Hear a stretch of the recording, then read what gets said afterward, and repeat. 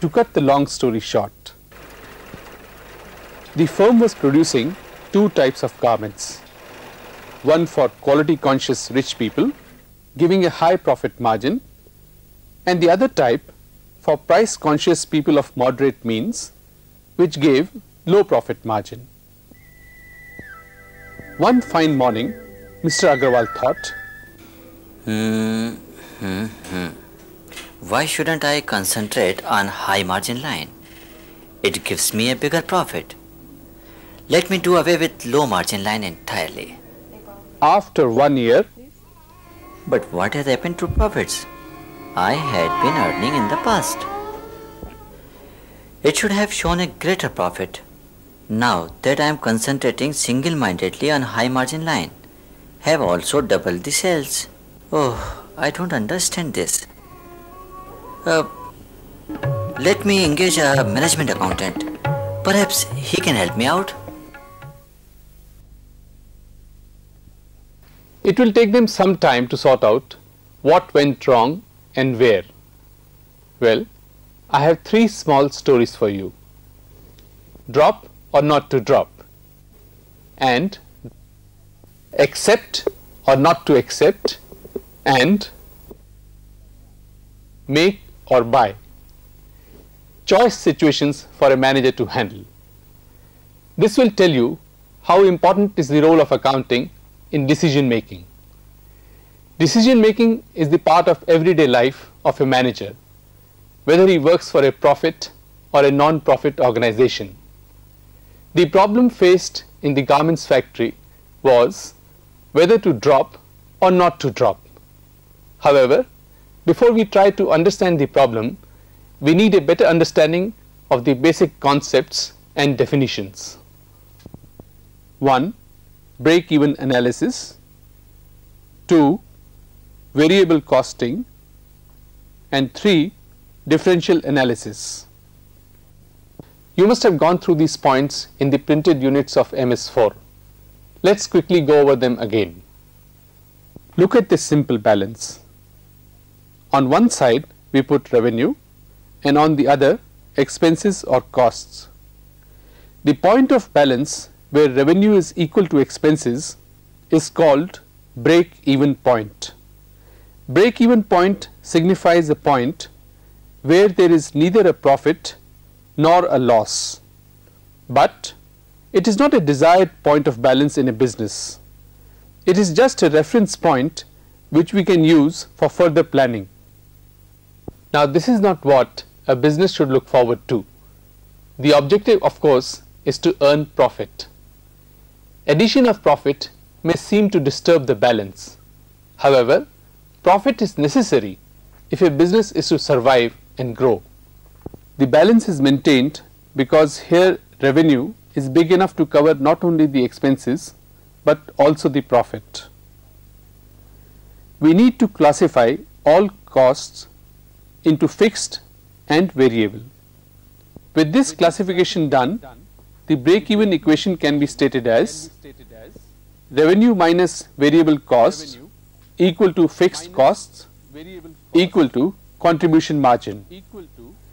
The revenue minus variable costs is designated as the contribution margin. Contribution margin is the amount available for the recovery of fixed costs. As we move beyond the break-even point, contribution also includes profit. Different costs are relevant for different purposes. Essentially, the relevant costs are future costs. They are different with each alternatives. In other words, a cost to be relevant has to satisfy two tests. First, the test of futurity, and secondly, the test of being different. For instance, let's say we have two alternatives, either to continue with the present method of manufacturing or replace it with a new method. Under the present method, cost of material is rupees 4 and cost of conversion is rupees 10, whereas under the proposed new method, the cost of material is rupees 4 and the cost of conversion is rupees 6. Now let us examine which one of the costs is relevant. Here, though the material cost of rupees 4 is the future cost, still it is not relevant because the cost under the present and proposed method are the same. Again, the conversion cost of rupees 6 is a future cost, but it is relevant because it is different from the past cost of rupees 10. Differential costs are additional or incremental costs which have to be incurred on account of decision making. A similar logic can also be applied to revenue and profit. Accordingly, we have incremental profit and incremental revenue. This can be expressed in the form of a simple equation, that is, incremental profits equal to incremental revenues minus incremental costs. This is known as differential analysis. Now, applying this understanding and our knowledge of accounting techniques, we will analyze the problems faced by the garment factory. Let's have a look at Mr. Agarwal's old income statement on the basis of which he made the decision.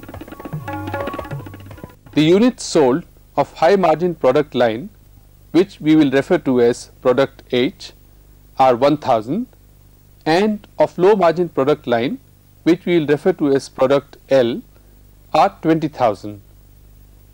Now the selling price per unit is rupees 500 for product H and rupees 60 for product L.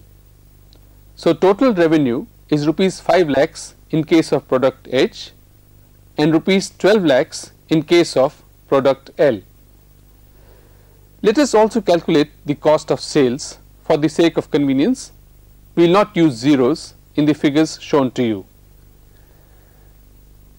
On the chart, you can see the cost of sales of both product H and L. The material cost of product H are 2 lakhs and of product L 6 lakhs. Labor charges 0.5 for product H and 1.8 for product L.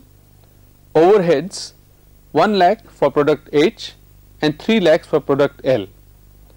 Total 3.5 lakhs for product H and 10.8 lakhs for product L.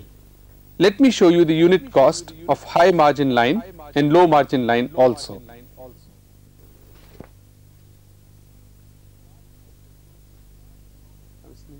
The chart also shows you the profit for product H and product L. In case of product H, it is 1.5 lakhs and in case of product L, 1.2 lakhs. The profit for high margin is 30% and low margin just 10%. Total profit 2.7 lakhs, profit as percentage of total sales 16%.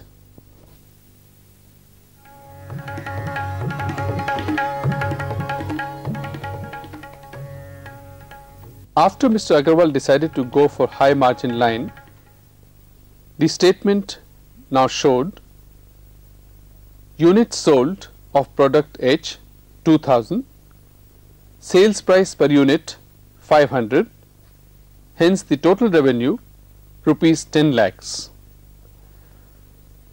The cost of sales of product H were material 4 lakhs and labor 1 lakh. Variable overheads 1 lakh, fixed overheads 2.1 lakhs, advertising and dealer incentives 0.6 lakhs, making a total cost of 8.7 lakhs. Thus the profit was 1.3 lakhs. Profit as percentage of sales was 13%. Before Mr. Agarwal took the decision, the profit was 2.7, whereas after the decision it came down to 1.3, showing a decline of 1.4. Now let us compare it with the first year accounting data. The second year profit as percentage of first year profit is 48%. Therefore, the decline in profit from first year is 52%. And this is despite the fact that I was able to achieve 100% increase in sales by incurring additional expenditure of rupees 60,000 on advertising and dealer incentives. Mr. Sahani, his new management accountant, reframed the income statement, basing it on contribution concept. You must be wondering how we arrived at this figure of rupees 2.3 lakh. The unit sold product H 1000 and in product L 20,000. The cost of sales respectively of product H and product L are material 2 and 6 lakhs, labor 0.50 and 1.8 lakhs, variable overheads 0.50 and 1.2 lakhs. The total contribution of product H amounts to 3 lakhs and of product L 9 lakhs. The contribution in case of product H is 2 lakhs and in case of product L it's 3 lakhs. Thereby the total contribution is 5 lakhs. The price volume ratio of product H is 40% and of product L 25%. The contribution per unit is 200 of product H and 15 of product L. The individual product contribution to total contribution is 40% of product H and 60% of product L. The net profit, total contribution minus fixed overheads, is 2.7 lakhs, which is the same as shown in earlier income statement. Now the point which Mr. Agarwal forgot to analyze relates to the fixed overheads of rupees 2.3 lakhs. You must be wondering how we arrived at this figure of rupees 2.3 lakhs. Let me show you.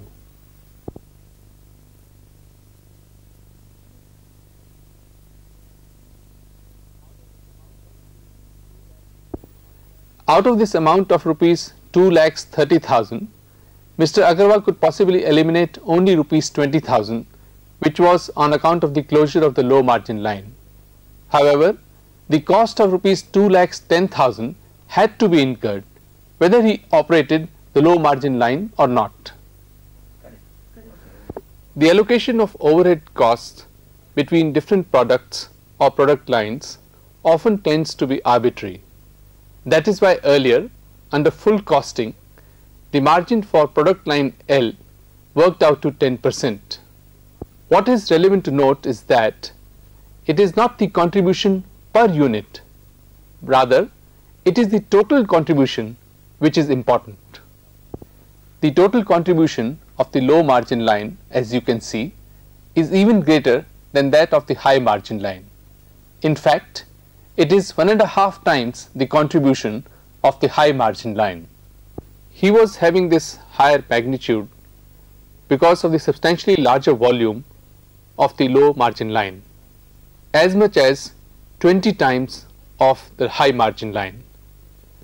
Before we take a decision, the question arises, will the elimination of a product line reduce costs by more than the reduction of revenue from that product line? Now this is the heart of the problem. Certain costs will still have to be incurred even after a product line has been eliminated. These costs will have to be absorbed by the other product lines. They will have to be reallocated to the other lines. We call them sunk costs with respect to the product line decision. Only such product lines should be eliminated which cannot produce enough revenue to cover their own costs. Mr. Agarwal's story tells us about the necessity of differential analysis before a decision is taken to drop a product line. To sum up, let us consider the key points the story tells us. Deciding to drop the product on the basis of product line income statement was a mistake. The relevant information for decision to drop a line is to be found in differential analysis.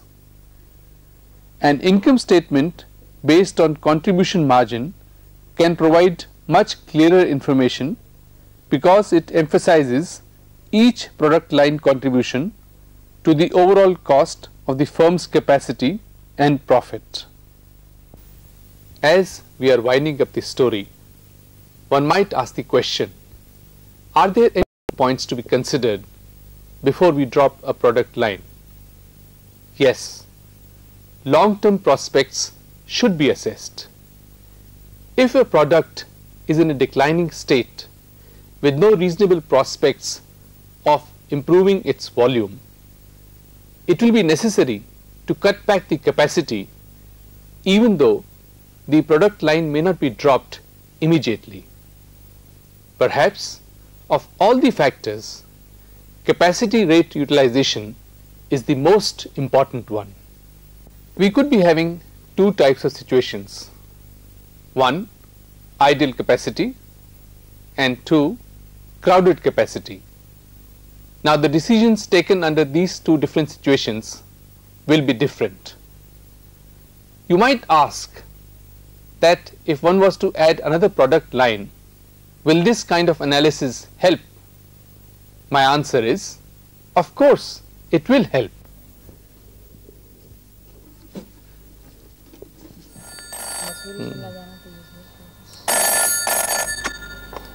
Madam, it's a bulk order for 500 units. A bulk order? If you can give us at a rate of 150 per unit. What did you say, 150 rupees only?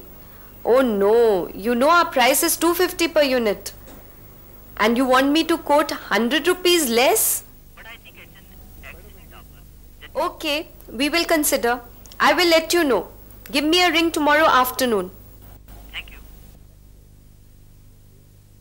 Now manufacturers may face a situation where they may have to consider an order for bulk quantity of their product which may be at a special price which is lower than the regular price. Now such an offer would be attractive if they are having an idle capacity. The basic question that arises is, how will it affect the overall profits of the company? The order would be advantageous if the price amounts to more than out-of-pocket costs. Now, we have a built-in capacity of 2000 units and we are selling 1000 units at a price of 250 rupees a unit. Now we are getting this offer of 500 units at a special price of rupees 150. Madam, but I think we'll have to make a slight modification in design to differentiate it from the product sold to our regular customer. I don't think it will affect the direct product costs. However, we will have to absorb 2000 rupees as the cost of freight. Let us proceed in a systematic manner by making the differential cost analysis chart. Net sales without special order 2.50 lakhs, with special order 3.25 lakhs, and the difference we get is 0.75 lakhs. On material we are spending 0.50 here and 0.75 if we go for special order. The difference comes to 0.25. Direct labor is 0.30 and will be 0.45 with special order. Again the difference 0.15. Variable overheads 0.40, 0.60 and the difference 0.20. Fixed overheads 0.54, same with special order. Total manufacturing cost is 1.74, 2.34 and the difference 0.60. Gross margin 0.76, 0.91, difference 0.15. Selling and administrative expenses 0.50, 0.52 and the difference 0.02. Net income without special order 0.26, with special order 0.39, difference 0.13. The price of 150 rupees not only covers the manufacturing costs but also the freight cost, leaving an incremental net income of rupees 13,000 on the order for 500 units.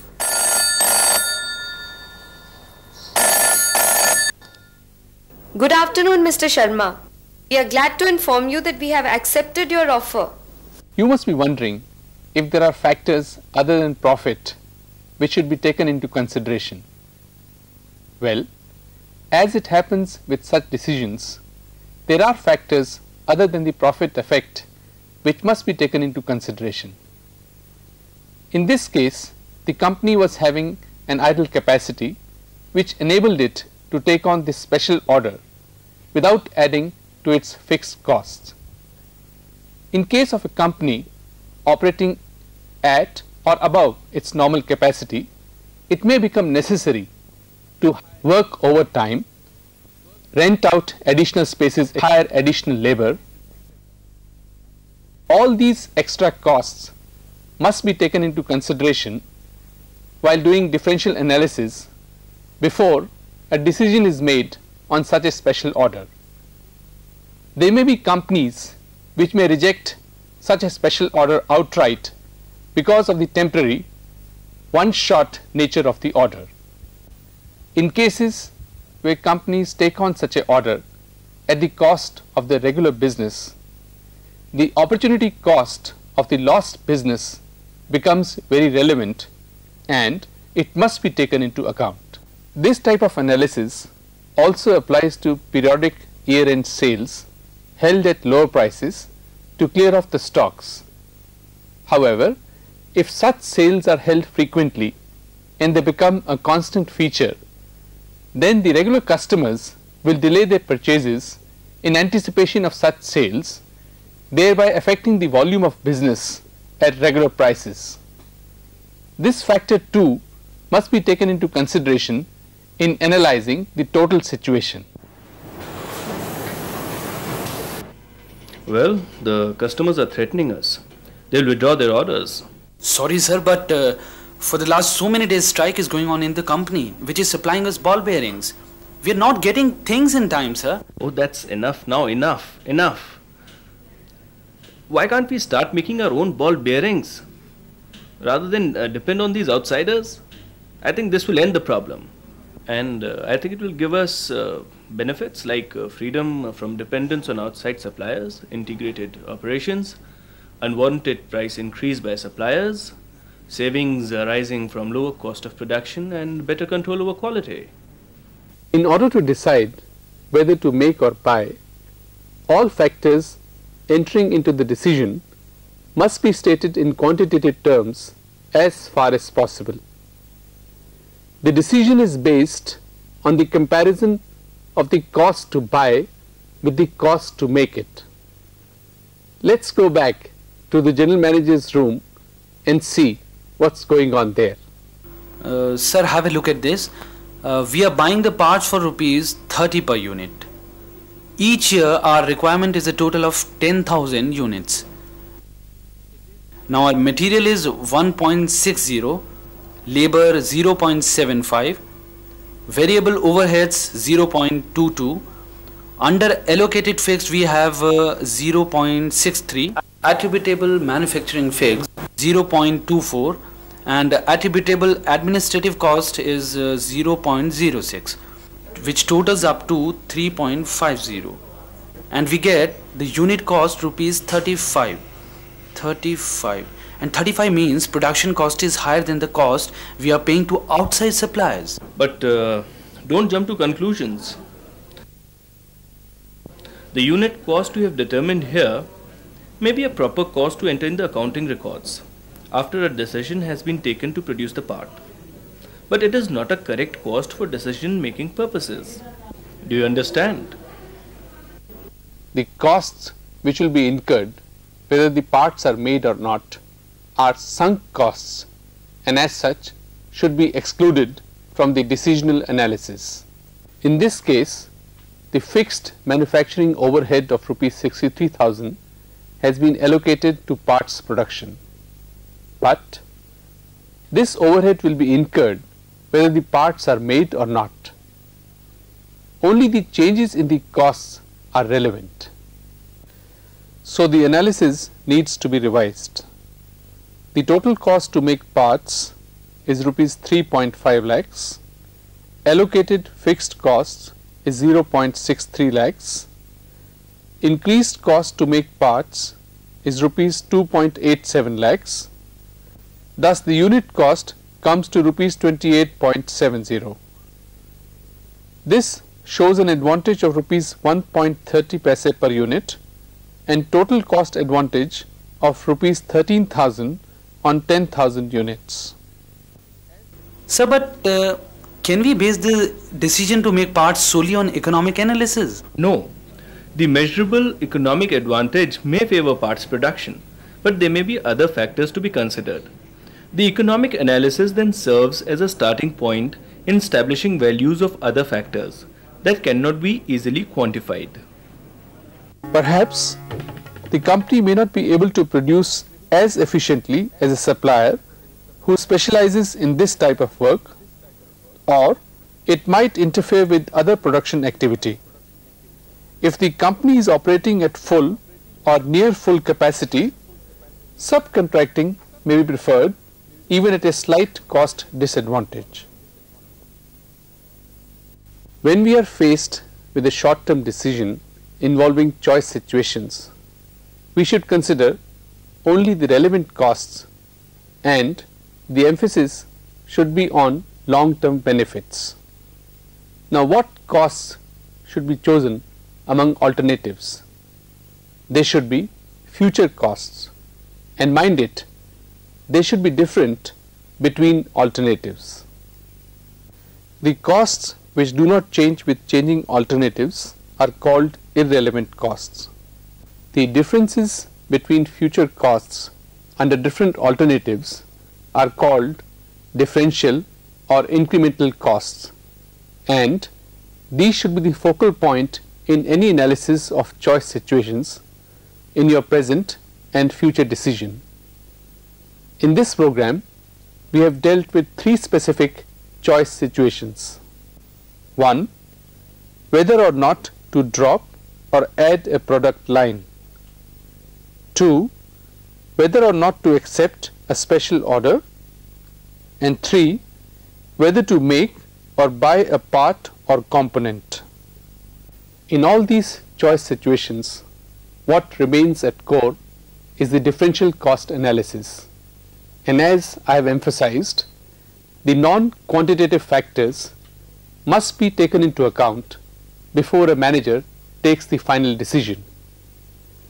There are, of course, many applications of the break-even concept and the differential analysis. For example, choosing between alternative manufacturing methods, selecting a right product mix, selecting the right level of output of different products, and selecting appropriate distribution channels. I hope this program has provided you enough to take up some illustrative cases where you can use differential analysis. I wish you good luck in your present and future decisions. Forget about past mistakes if you have made any. Well, who doesn't? Goodbye for now.